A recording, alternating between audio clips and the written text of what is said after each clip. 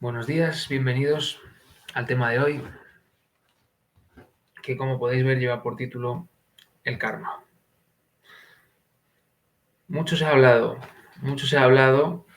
y mucho se habla sobre el karma, de formas muy diversas. Nosotros vamos a hacer un poquito de recorrido sobre lo que se habla sobre el karma y vamos a hacer nuestra aportación. Vamos a explicar, pues, qué es lo que nosotros percibimos que es el karma. Y bueno, vamos a profundizar un poco más sobre el karma, sobre lo que no se suele contar sobre el karma. Porque yo he oído hablar mucho del karma en varias tradiciones, en varias escuelas, pero a pocas escuelas y a pocas enseñanzas les he visto o les he escuchado, mejor dicho, o leído sobre lo que vamos a explicar hoy sobre el karma. Sí, curioso, muy curioso. Bueno, por eso es que estamos aquí en esta enseñanza y en esta filosofía gnóstica, porque tiene algo, pues, que nos aporta. El concepto karma. Vamos a tratar de entender lo que es el concepto karma. Vamos a tratar de profundizar. El concepto karma que vamos a usar, vamos a hablar de ley del karma. La ley del karma. ¿Qué es la ley del karma? Bueno, pues la ley del karma tiene que ver con aquello que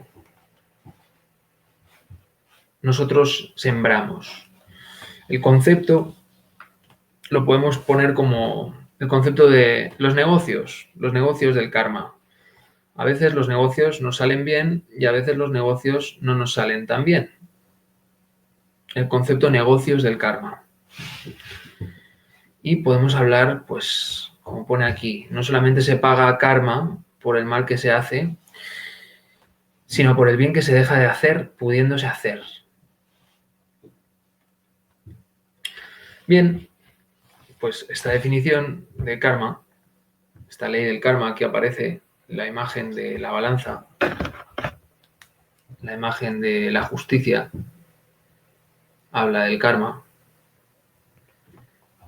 Y esa imagen nos está hablando en realidad de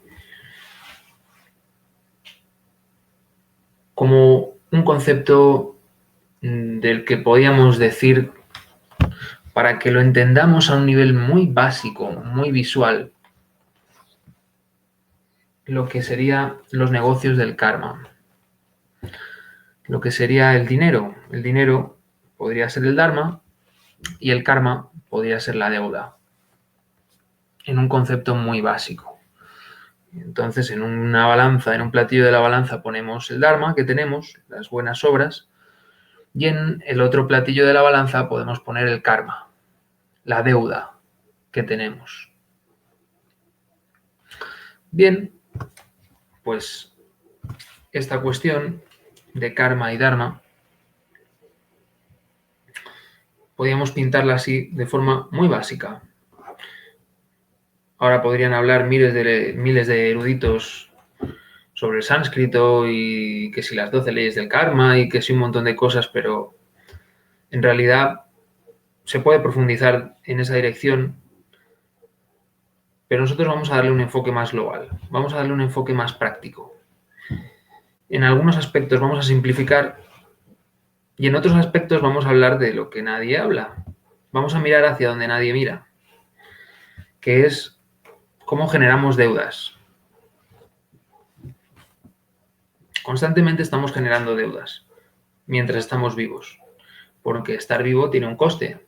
Tenemos que alimentarnos, tenemos que mantener un cuerpo físico vivo, tenemos que guardar el cuerpo físico en un sitio que no le dé mucha lluvia ni mucho sol porque pues se estropea el cuerpo, vive menos. Y necesitamos el cuerpo para tener esta experiencia que estamos aquí ahora viviendo. El karma en sánscrito habría que traducirlo por ley de acción y de consecuencia. También podíamos traducirlo por ley de causa y efecto. Y en el Evangelio cristiano podíamos leerlo, podíamos encontrarlo, ese concepto de karma, como la ley de siembra y cosecha. Quien siembra vientos, pues cosecha tempestades. Y quien siembra buenas acciones o quien siembra amor, pues recoge amistad, recoge familia, recoge dicha. Lo siento, Gloria, pero se me va a apagar el móvil. Vamos a estar aquí mientras aguante, luego, bueno, habrá que verlo en vídeo. ¿Qué más tenemos con este concepto de karma?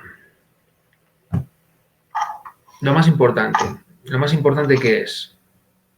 Lo más importante es cómo generamos karma. ¿Cómo hacemos para generar karma? Pues lo que hacemos para generar karma es malas acciones o acciones negativas. Lo de malas hemos visto que es ambiguo, muy ambiguo. Las cosas son buenas o son malas en su sitio. Tan bueno es o tan malo es dejarse abusar como abusar. Y el abuso realmente es un desequilibrio, es algo que no está en su sitio. Uno puede subir el tono de voz o emplear una acción determinada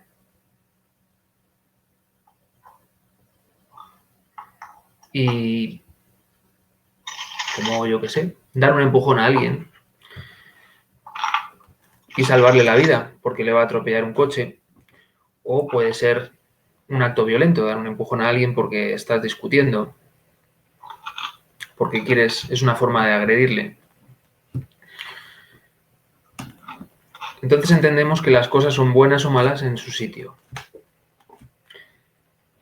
Si todavía no tenemos claro ese concepto, pues bueno, podemos observar los actos que llevamos a cabo y ver las consecuencias. Si empujo a alguien cuando discuto, pues la consecuencia puede ser que acabe peleándome con esa persona, que esa persona me deje de hablar, que esa persona no quiera trato conmigo. Luego yo que me sienta mal, también puede ser que incluso yo lesione o sea lesionado, incluso de muerte, pero se van a ver rápidamente las consecuencias. En cambio, si tú empujas a alguien porque ves que le va a pillar un toro o un coche o que le va a caer algo encima, la consecuencia va a ser que esa persona, cuando se dé cuenta que le has salvado la vida, te lo va a agradecer eternamente o que le has salvado de una lesión. ¿Se entiende? Tenemos que analizar cada cosa en su contexto. Y luego hay que valorar. Hay cosas que, pues a veces dices, bueno, todas las opciones son malas. ¿Cuál es la menos mala? Y luego también hay que examinar dentro nuestro, porque igual no tenemos que tomar ninguna opción. Si todas son malas, igual no tenemos por qué elegir ninguna. Que eso es algo pues que pasa a menudo, que creemos que es que hay que elegir. ¿Cómo que hay que elegir? Siempre hay alguien que quiere empujarnos a elegir.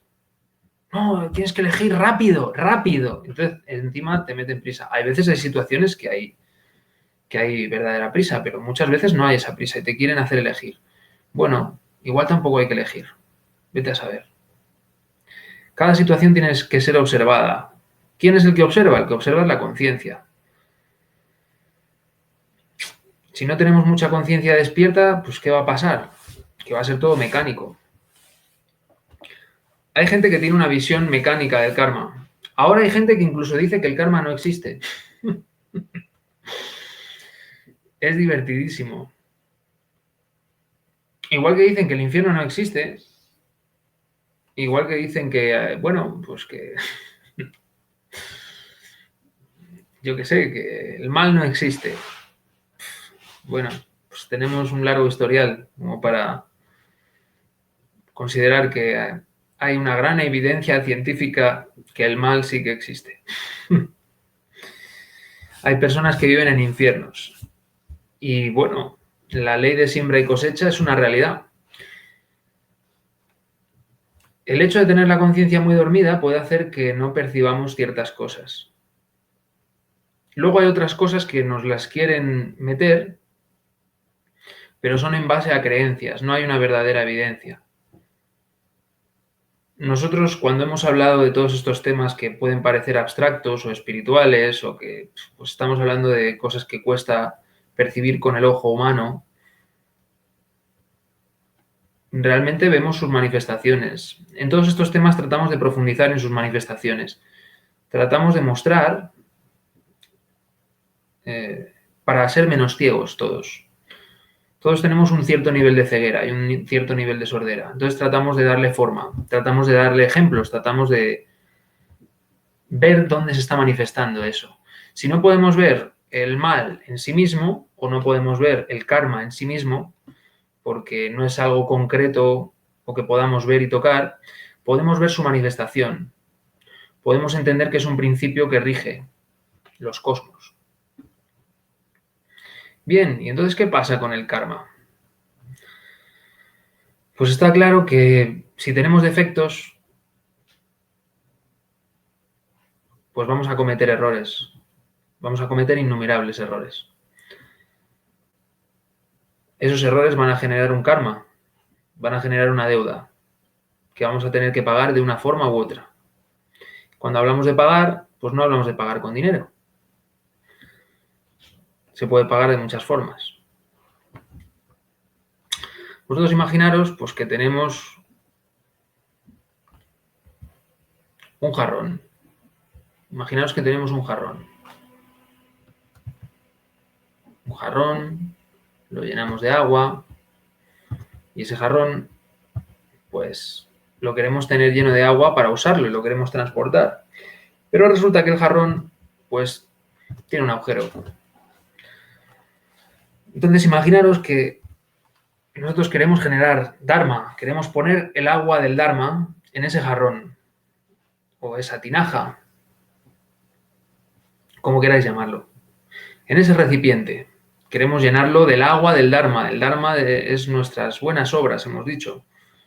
Nuestras obras que tienen buenas consecuencias, consecuencias dichosas, consecuencias beneficiosas, consecuencias positivas. Y queremos llenar el jarrón, pero resulta que el jarrón tiene un agujero o está resquebrajado, tiene grietas, como el de la imagen. Y por más agua de las buenas obras que pongamos en el jarrón, pues el agua se cae y no dura mucho. Y cuando llegamos a casa, anda, el jarrón está vacío. Otra vez a por agua, otra vez a hacer buenas obras que nos den ese agua del Dharma. Todo esto es un símil, es una metáfora. El agua serían las buenas obras. ¿Y el jarrón qué sería el jarrón? El jarrón somos nosotros. El jarrón es nuestro vehículo psicofísico emocional. ¿Os ha gustado la palabreja? Es una buena palabreja, ¿eh? Psicofísico emocional. Ese sería nuestro vehículo. Pues imaginaros que ese vehículo, pues, tiene grietas. ¿Qué serían las grietas? Las grietas, pues, serían los defectos. Las grietas sería el ego. O los egos, habría que decir. Las grietas, igual a los egos. Ahora os voy a confesar algo. Yo cuando veo estas conferencias que estoy haciendo aquí por vídeo, luego las veo, me veo a mí mismo, me veo todos mis defectos, diríamos, a nivel de comunicación, ¿no? Como conferenciante, veo los defectos tecnológicos, ¿no? Que no tengo ciertas capacidades tecnológicas, que la webcam de este ordenador es muy mala. La sala que tengo pues tampoco tiene la decoración adecuada, podría tener una pared en blanco, pero sobre todo veo mis defectos psicológicos cuando hablo, cuando me expreso. Y claro, digo, uy, hay faena. Pero no me desmoralizo. Es importante no desmoralizarse. Cuando uno ve sus defectos, normalmente, al principio sobre todo, nos hundimos, nos desmoralizamos, porque nos han educado así. Nos han educado a que con el ridículo y con la desmoralización nos venimos a menos. Es una educación, es una programación que se nos ha dado en el colegio y en la familia. Esa educación tampoco sirve. Desmoralizarse no sirve para nada. Porque cuando sucede algo que no nos gusta, cuando algo nos está generando karma o tenemos un agujero en nuestros vehículos, en nuestra personalidad, pues nos está diciendo dónde tenemos que trabajar. Por donde nosotros perdemos ese agua del Dharma, ese Dharma, esas buenas obras, por donde nosotros estamos generando deudas kármicas, por donde nosotros estamos sembrando semillas de discordia, semillas de pobreza, semillas de tristeza, semillas de codicia. Con cada uno de nuestros actos que no nos damos cuenta, pues nosotros hacemos todo ese tipo de cosas. Claro, estamos en una situación delicada.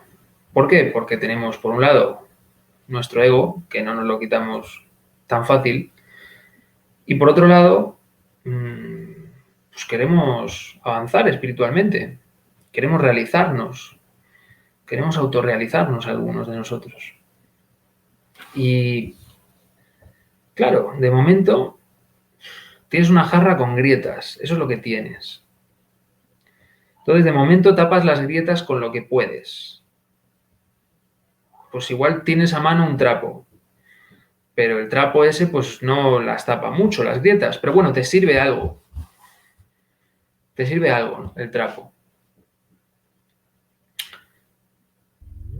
De repente tienes que parar y coger y decir, bueno, voy a parar un poco, voy a dejar de llenar esto de agua, voy a coger la jarra cuando está vacía, le voy a volver a dar barro por fuera y no voy a usar la jarra para cascar nueces, ¿vale?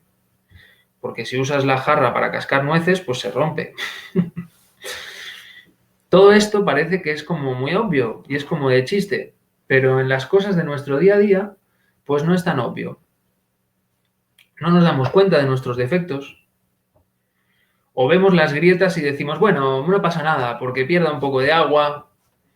Eso también hay que valorarlo, porque igual no podemos arreglar todas las grietas de golpe, pero sí podemos empezar a trabajar en nosotros mismos, porque las divinidades y la madre naturaleza, en su infinita bondad, no dejan de tener pozos y fuentes que sacan agua a raudales. No es infinita, pero prácticamente.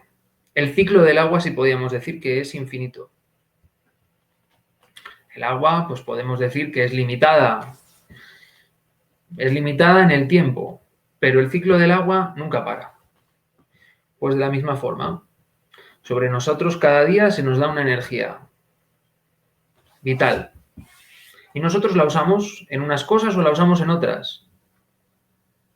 Igual que el agua, pues si tienes grietas, que las tenemos, pues hay un agua que se cae por el camino. Otro agua llega a tu casa y te la bebes. Otra agua se la das a tu vecino o a tu familia. Otra agua la usas para regar las plantas. Otra agua la usas para cocinar. Otra agua la usas para dar de beber a los animales. Pues con la energía que cada día nos da nuestra divinidad, nuestro ser, nuestro Dios interno, pues esa energía nosotros la usamos para un montón de cosas. Y de esa forma, pues podemos generar buenas causas, buenas acciones, o podemos o podemos usar esa energía para desarrollar malas causas, malas acciones, o causas que nos traigan desdicha, desgracia.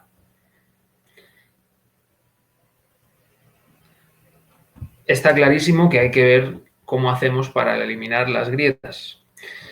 Esas grietas son curiosas, son muy curiosas. No sirve desmoralizarse, porque si te pones a desmoralizarte, ay, tengo una jarra con grietas, ¿qué voy a hacer? Hoy se me ha vuelto a ir el agua, vale, chico, pues se te ha ido el agua, pues mira a ver cómo tapas las grietas, pero no te hundas ni te pongas a llorar, porque eso no va a hacer que las grietas se reparen.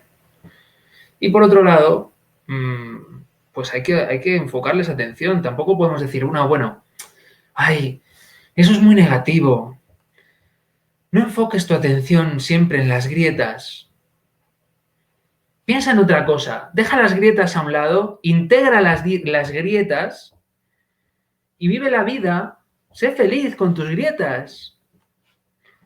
Eso tampoco va a cambiar. O, mejor dicho, tampoco va a hacer que nada cambie en nosotros. Imaginaros, si una persona tiene que ir 8 veces a la fuente porque se le va el agua de su cántaro, pues imaginaros la cantidad de tiempo y energía que ahorraría para otras cosas mejores si ese cántaro solo tuviera que ir una vez al día porque no tiene grietas. Pues bueno, algo parecido nos pasa con el karma. Si tenemos menos ego, vamos a generar menos karma. Porque ¿quién es el que causa las deudas? Es como si, no, yo todos los días me dan 1.000 euros. Pero es que tengo un familiar en casa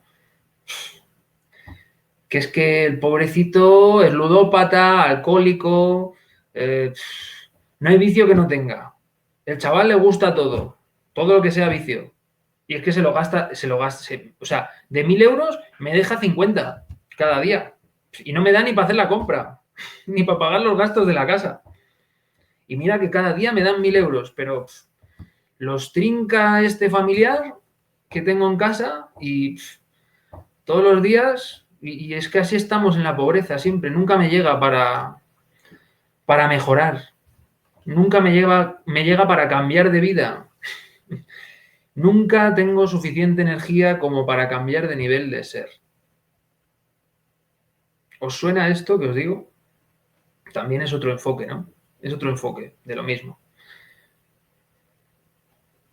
Entonces es interesante ver qué pasa con el ego, porque es el derrochador, ese familiar derrochador, que pueden ser varios, pueden ser 16.000, como decía el otro día Paco, pueden ser 16.000 familiarcitos derrochadores. Bueno, esto en la gente de Latinoamérica se ve más, ¿no? La típica llamadita, ¡ay! Disculpe que le ponga la molestia. Eso se ve mucho por allá. Por aquí ya no tanto, por Europa.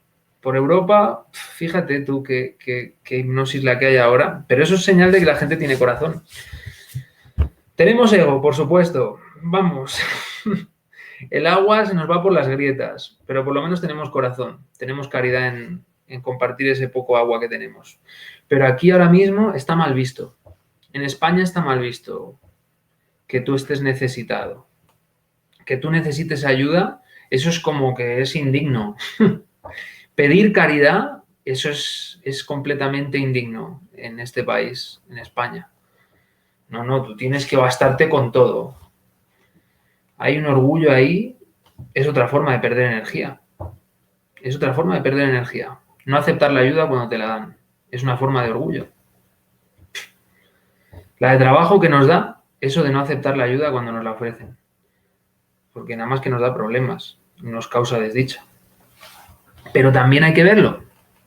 Si uno está acostumbrado a ver siempre la grieta, o sea, si tú te dan en el cántaro, de ese cántaro del que hablábamos antes, ese ejemplo del cántaro, si tu cántaro, tú naciste con ese cántaro y resulta que el cántaro siempre estaba agrietado, para ti es normal.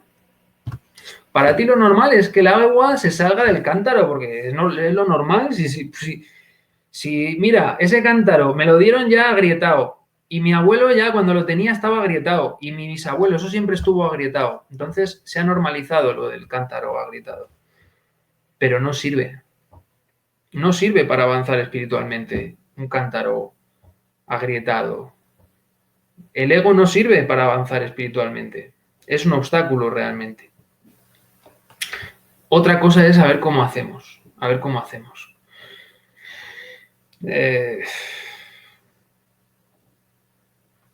A todos nos gustaría, poder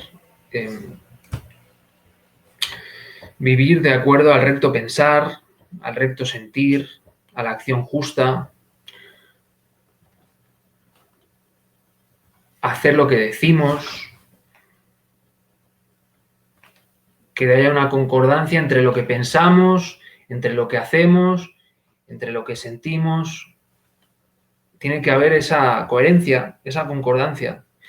Pero si tenemos esos elementos inhumanos, subconscientes, que viven dentro nuestro, que llamamos defectos o llamamos egos, es imposible.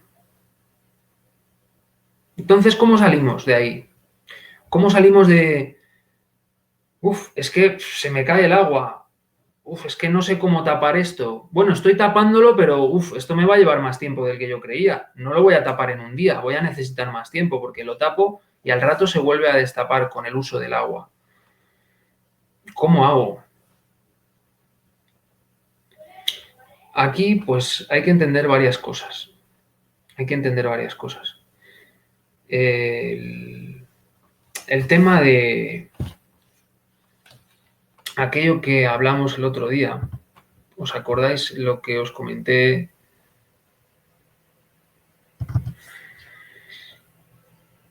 De lo que era la rueda del samsara. Aquella rueda que tenía al demoniete este, ¿verdad? Que en la cultura tibetana le llamaban llama. Pues ese demoniete que hace girar la rueda del samsara, de la existencia cíclica. Bueno, pues ese demoniete está ahí haciendo su trabajo realmente. Ese demoniete lo que hace es que la gente pase por esta experiencia y hace girar el escenario para que todo el mundo vaya pasando y se vaya dando cuenta de las cosas. Esos 12 links de la dependencia o de la originación dependiente son lo que podréis ver por ahí, las 12 leyes del karma en el hinduismo, en el budismo, pero eso realmente no es lo que quiero tratar aquí. Lo que quiero tratar aquí es que esas esencias que todos tenemos dentro, que van pasando de un cuerpo a otro, de un reino a otro, del reino mineral al reino vegetal, al reino animal, al reino humano, a los reinos de los semidioses o dioses que dirían los tibetanos, y a los reinos infernales y de los espíritus desencarnados, pues esas esencias, esos proyectos de alma que llamamos esencia, que van pasando de un reino a otro, tienen una serie de vueltas. En un número de vueltas, que curiosamente es 3000, en 3000 vueltas de esta rueda del samsara, pensar que una vuelta es pasar por todos los reinos de forma evolutiva, o sea, el reino mineral ascendente, el reino vegetal ascendente, el reino animal ascendente, el reino humano, y luego de bajada, el reino animal otra vez descendente involutivo, el reino vegetal descendente involutivo, el reino mineral descendente involutivo. Eso sería una vuelta. Ahí tenemos miles de millones de vidas, en miles de millones de cuerpos distintos, minerales, animales, vegetales. Vete a saber. Igual estamos hasta en cuerpos extraterrestres. Vete tú a saber. Pues eso es una vuelta. Eso es una vuelta. Los señores del karma sí que saben lo que es una vuelta. Nosotros, bueno, nos lo han contado. Podemos recordar alguna vida, con suerte. El que la recordamos. Alguna. Se dice que alguien que despierta, se dice que Buda recordó todas sus vidas cuando despertó. Su conciencia. Eso es para que os hagáis una idea. Cuando hablamos de quién está despierto y quién está dormido. lo que significa realmente estar despierto y lo que significa realmente estar dormido. Porque ahora cualquiera dice, no, yo ya desperté, ese está despierto. Ahora se habla incluso de despiertos. Con esto de la pandemia hay todo un grupo que se hacen llamar, no, despiertos. Pero ¿cuánto estamos de despiertos? Estamos muy poco despiertos en realidad. Sabemos un poquito solamente. El principio es darse cuenta pues que no sabemos. Y que lo que nos habían contado tampoco era así. Y que las cosas no son como parecen. Eso es el principio. Eso es solo el principio. Entonces no nos podemos considerar despiertos por saber eso. Bueno, simplemente sabemos que las cosas no son como parecen. Y vamos poquito a poco dándonos cuenta. Y esa medida de lo que nos damos cuenta tiene relación con la medida en que disolvamos el ego. Porque por mucho que aprendamos por fuera, el ego siempre va a echarlo a perder. Siempre. Entonces, hasta que no vayamos quitándole fuerza y luego ya vayamos disolviendo o eliminando al derrochador, a los defectos psicológicos, pues hasta que no llegue ese momento, pues realmente no habrá un despertar. No habrá un despertar porque no vamos a estar en condiciones. Porque cualquier conocimiento, cualquier cosa que se nos vierta, cualquier agua, cualquier dharma que consigamos, pues se va a echar a perder, se va a perder por las grietas. ¿Y qué tenemos aquí? Pues, bueno, esto viene de una época muy antigua que parece ser que se nos puso un órgano llamado un artiguador, igual lo habéis escuchado, que es la cola del Satán, que es la que, bueno, hizo que, dicen que hizo que la Tierra se estabilizara, pero sobre todo, pues a nosotros nos dio esa fascinación, esa hipnosis, ese encanto que tenemos por las cosas materiales, esa atracción por lo material, por la naturaleza, esa fascinación que tenemos por estar vivos en determinados momentos, esa hipnosis. Y esa capacidad de autohipnotizarnos, porque nos hipnotizamos con cualquier cosa que nos gusta, rápido nos identificamos, nos fascinamos y ya nos hemos olvidado de nosotros mismos. Pues eso, ya no tenemos ese órgano, ya no tenemos la cola, llamada cundartiguador, pero parece que lo tuvimos demasiado tiempo, demasiados siglos, porque igual que se nos puso para causar una estabilidad en la corteza terrestre, en el planeta, pues se nos quitó porque ya no era necesario, pero parece que se pasaron los dioses de tiempo poniéndonoslo. Y eso nos causó lo que conocemos como el subconsciente. El subconsciente, sin subconsciente no habría ego. Es como una segunda naturaleza oculta, inhumana, que tenemos. Y ahí es donde se albergan todos los monstruos. Todos los monstruos de todas las películas nos causan una emoción porque los llevamos dentro. Cuando oímos hablar de un asesino en serie y ese asesino nos remueve, nos hace sentir mal, lo que recordarlo es porque algo de ese asesino tenemos dentro.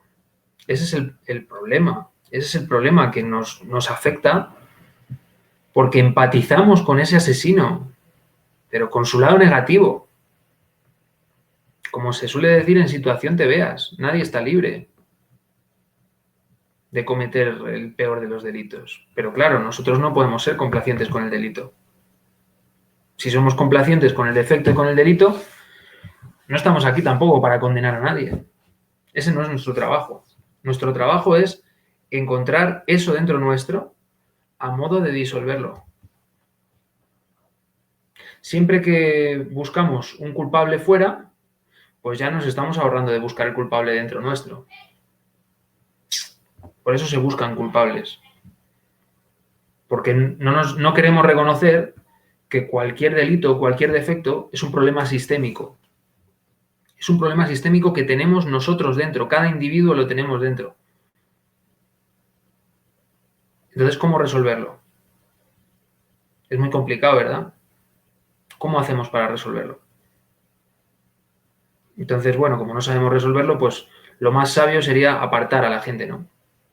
El delincuente lo apartas, lo metes en una cárcel, pero claro, ¿cuánto tiempo lo vas a poder tener ahí?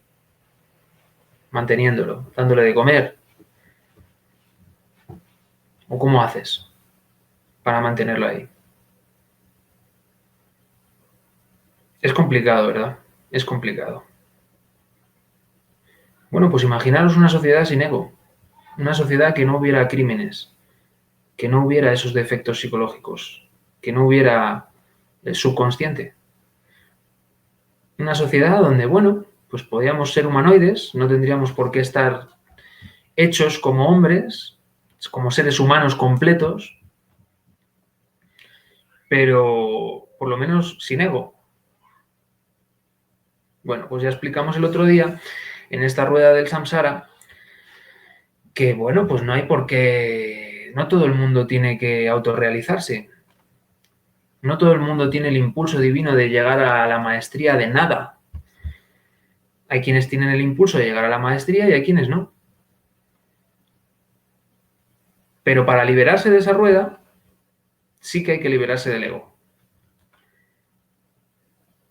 Porque lo triste no es que la rueda gire, lo triste es que la gente aquí tengamos que sufrir tanto. Lo triste es que tengamos que pasar por situaciones tan desdichadas y tan miserables.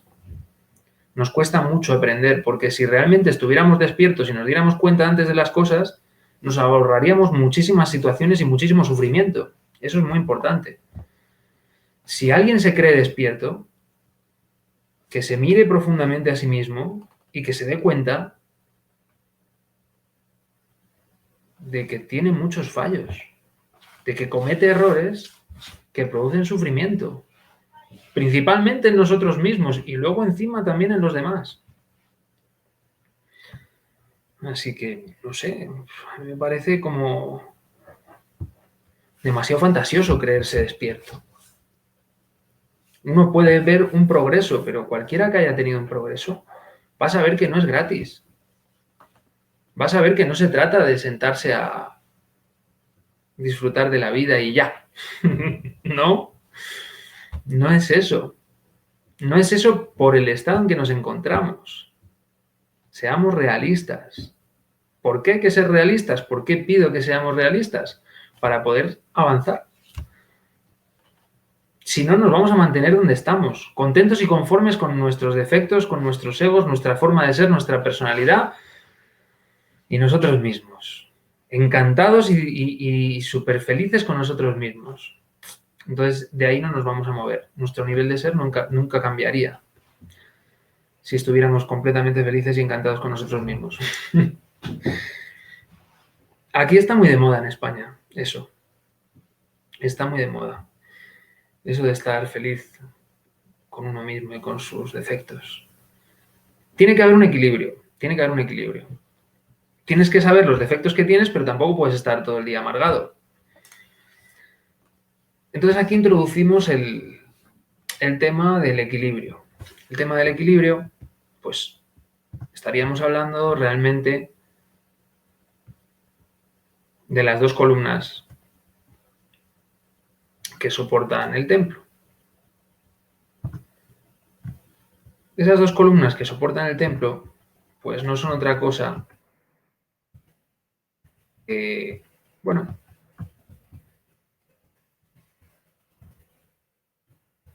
la misericordia y la justicia. Misericordia y justicia son las dos columnas que soportan el peso del templo. Si tuviéramos justicia sin misericordia, Dios sería un tirano. Esto sería una tiranía. Esto sería una dictadura divina. No podría existir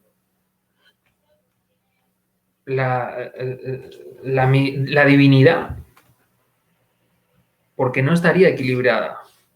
No tendría sentido. Esto sería una dictadura. Esto sería una sociedad pues como la de las hormigas o como la de las abejas, que cuando un individuo ya no sirve a la colmena o a la comunidad, pues se le sacrifica, como están haciendo ahora con los ancianos, básicamente, en todo el planeta. Encima lo están haciendo de forma subrepticia, lo están haciendo por debajo, con los ancianos, con los enfermos crónicos, con el que no tenga la capacidad y los recursos.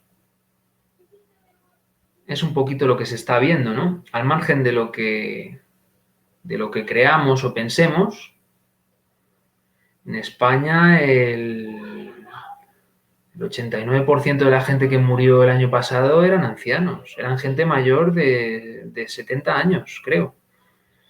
Y mayores de 60 me parece que eran el 94%.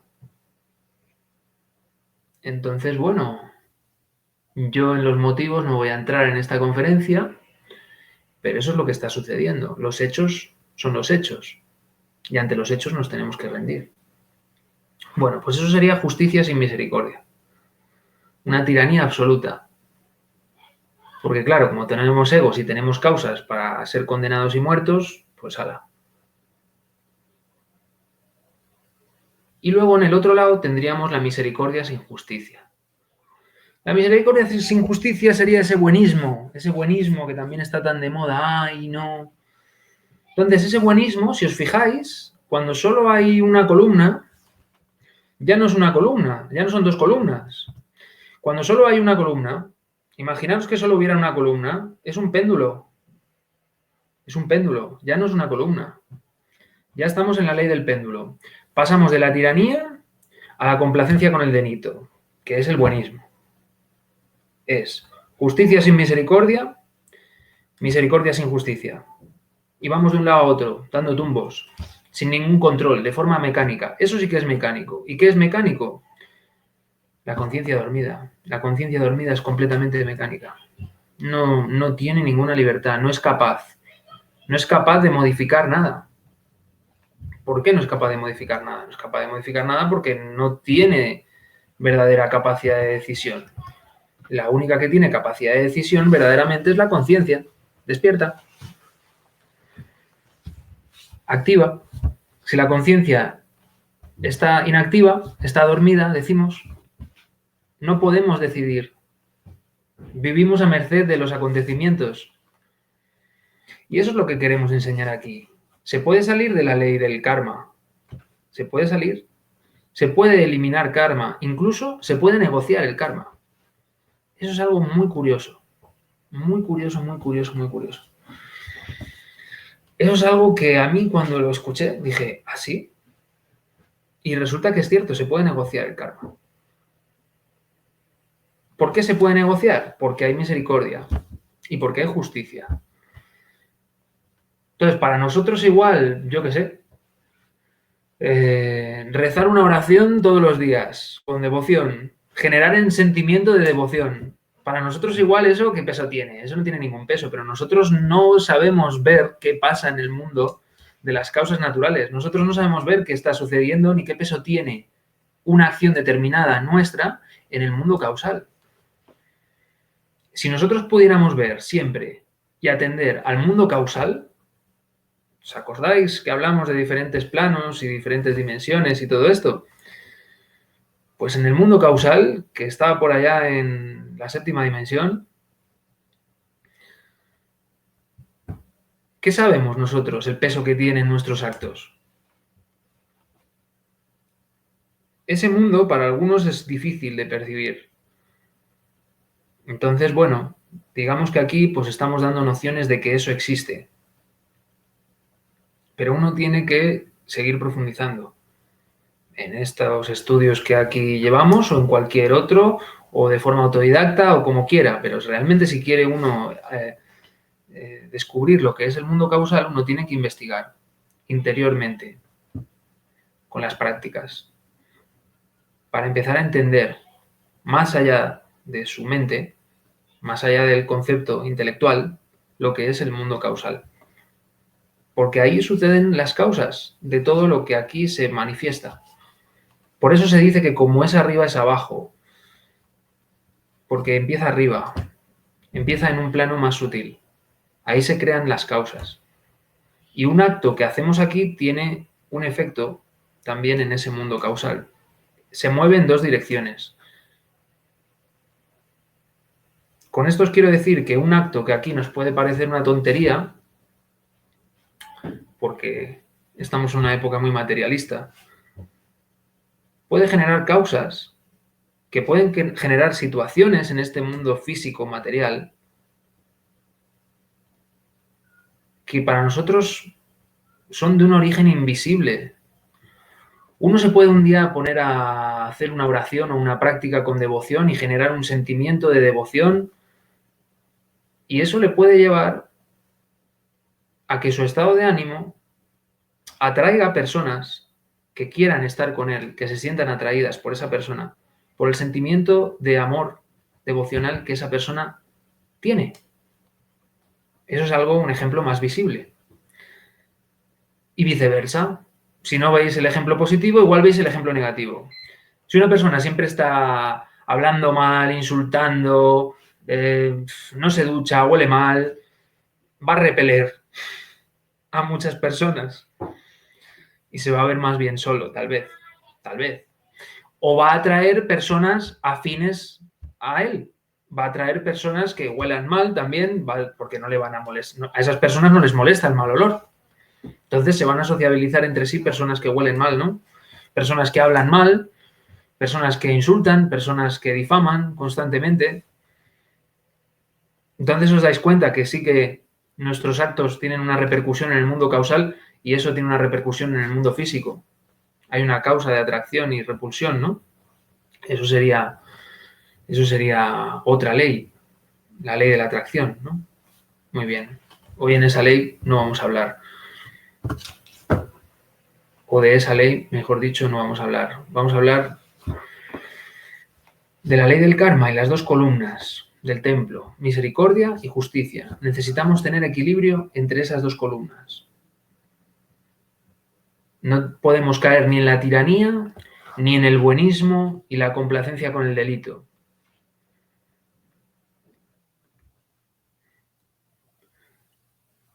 El caso es que, bueno, la ley del karma, pues, es como un dominó. Y por el estado gótico en que nos encontramos, a veces tenemos que parar ese dominó. Entonces, ¿cómo paro ese dominó? Pero no tengo dharma, no tengo energía para parar ese dominó. Bueno, pues entonces podemos negociar para que ese dominó pare, para que se nos perdone o se nos cambie un poco de karma. ¿Y cómo se hace eso? ¿Cómo conseguimos eso? Bueno, aquí hay dos principios que hay que tener en cuenta. Primero, podemos pactar con Anubis, que es un funcionario divino, es un señor del karma. Tengo por aquí una foto de aquí del funcionario. Aquí tenemos una foto, una imagen de Anubis. Se le pinta con cabeza de chacal. Mucha gente que ha conseguido contactar en el plano astral con Anubis ha conseguido cosas. Conozco gente que ha conseguido que familiares suyos que estaban terminales, a punto de morir, se sanaran milagrosamente. Conozco gente que ha conseguido rehacer su vida. Ha conseguido cambiar el destino. Es como cambiar la trayectoria de un vehículo. Pues parece que el karma es el que lleva el volante. Tiene relación con el volante del vehículo, el karma. Entonces, si conseguimos contactar con Anubis, la gente que ha conseguido contactar me ha explicado que en realidad esa cabeza de chacal simplemente es un casco. Si se lo saca, es una figura humana, solo que es una persona humana que consiguió autorrealizarse Se convirtió en un dios, en el dios Anubis, en el dios del karma. Bueno, pues luego vamos a pasar una práctica para contactar con Anubis. ¿Y por qué sucede esto? Pues esto sucede por dos principios. Aquí hay dos principios. El primero es la ley superior, una ley superior lava una ley inferior. ¿Qué significa? Pues si hablamos de leyes, mira, vamos a traducirlo al mundo jurídico. La Constitución está por encima de las leyes orgánicas. Las leyes orgánicas deben respetar la Constitución. Para eso hay un tribunal constitucional. Bueno, los tribunales humanos no funcionan como deberían, pero eso ya hemos visto que es porque los humanos no funcionamos como deberíamos. Por aquello del ego que hemos estado explicando. Pero es así. En el nivel metafísico, en el nivel espiritual, las cosas son mucho más perfectas, son mucho más justas. Aunque también se cometen errores y también a veces se actúa con frialdad. No es todo tan mecánico como a veces se explica. En realidad pueden pasar muchas cosas. Lo que estamos explicando aquí es a grosso modo. Es, bueno, cómo funciona el mecanismo en general. Pero luego hay muchas excepciones y luego hay muchas cosas que todavía no percibimos de esos mecanismos. Realmente solo estamos hablando del mecanismo a grosso modo. Y la otra parte, el primero hemos dicho que es la ley superior lava la ley inferior. Y el segundo principio por el cual podemos negociar el karma es que al león de la ley se le combate con la balanza. ¿Qué significa esto? Se pinta el león de la ley, ¿no? Porque es implacable. No tiene piedad, pero en realidad sí que la tiene. ¿La balanza qué es? La balanza es la balanza de la justicia. La balanza son los dos platillos y tenemos que ver cuál de los dos platillos pesa más, si el de nuestras buenas obras o el de nuestras malas obras, si el de nuestro karma o el de nuestro dharma. Tenemos que ver cuál de los dos platillos es el que pesa más. Si tenemos buenas obras, el resumen es, haz buenas obras para que tengas dharma y puedas pagar tus errores. Hay errores que se pueden perdonar, pero hay errores que se tienen que pagar. Eso ya tiene que ver con los errores relativos al Espíritu Santo. Pero al tercer logos. De eso ahora tampoco vamos a profundizar. Eso lo veremos en el tema que hable del gran arcano. Acordaos de lo del gran arcano. No quiero daros más detalles porque yo creo que ya hemos introducido bastante información hoy, pero vamos a hablar más adelante también de esto. Vosotros quedaros con esto. Se puede pactar el karma para avanzar. Porque si tenemos ese dominó que se derrumba nuestra vida, se acabó. Mira, empecé a estudiar, pero empecé a practicar, pero tenía muy mal karma. Vinieron a por mí los sicarios, me pegaron un tiro, los de la moto, como se dice también en América Latina, ¿no? Y no pude. Bueno, pues eso también se puede pactar. Podemos pactar con Anubis. Podemos decir, oye, mira, yo estoy estudiando, me estoy esforzando. Y Anubis se está deseando. A mí lo que me cuenta, yo no tuve éxito, o no mucho éxito. Sí que tuve cierto éxito con Anubis en mis prácticas, pero tengo un amigo que tuvo más éxito y me explicó que Anubis estaba deseando, pero deseando. Bueno, y el maestro Samael también lo cuenta muchísimo. Está deseando pactar con nosotros para que podamos avanzar espiritualmente. Así que os animo a que veáis qué es lo que os impide avanzar, qué karma os impide avanzar ahora mismo, ya que vayáis a ver a Anubis en los mundos internos, en vuestra meditación, para pactar con él. Así que, Delia, si quieres tú compartir algo más. Hola, hola. Pues yo lo veo bastante, espera un segundo, lo veo bastante bien desarrollado, dentro de lo que el tiempo nos permite, ¿no? Porque también una cosa que hay que decir es que pues se necesitaría pues un poco más de, pues más tiempo, ¿no? De, a lo mejor otra conferencia algún día de estos. Pero yo creo que se ha introducido pequeñas,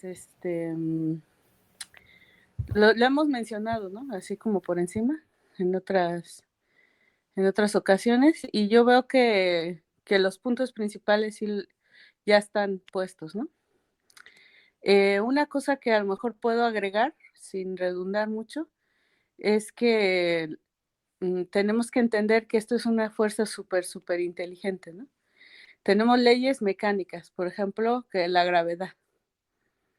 Tú sueltas un objeto y se va a caer y no hay más. O sea, en este plano físico, claro. Ya en otros planos es diferente, ¿no? Pero quiero decir que eso es una ley mecánica 100%. Pero la ley del karma no es una ley mecánica. Es una ley gobernada por fuerzas inteligentes. Y eso hay que tomarlo en cuenta porque a veces queremos simplificarlo, ¿no? Y dentro de esa simplificación caemos en la incomprensión, ¿no? Porque, por ejemplo, yo he visto vídeos ahí en YouTube o en otros sitios que alguien hace una maldad y le pasa algo malo, ¿no? Y le ponen ahí abajo, karma automático.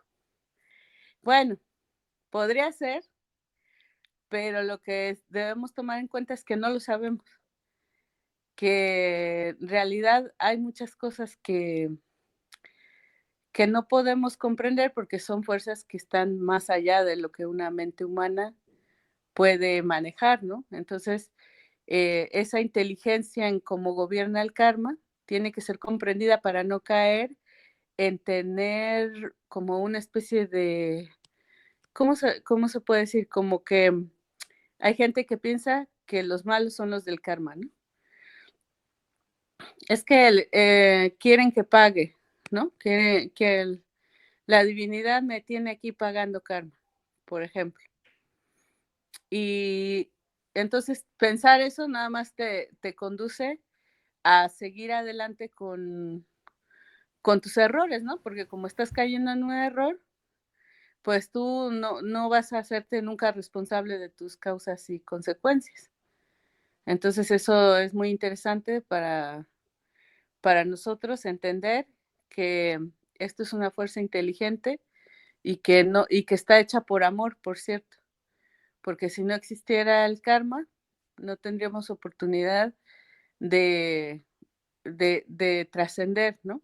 Esa es una cosa que está hecha por justicia, como dice Gabriel, las dos columnas, por misericordia y por justicia, ¿no?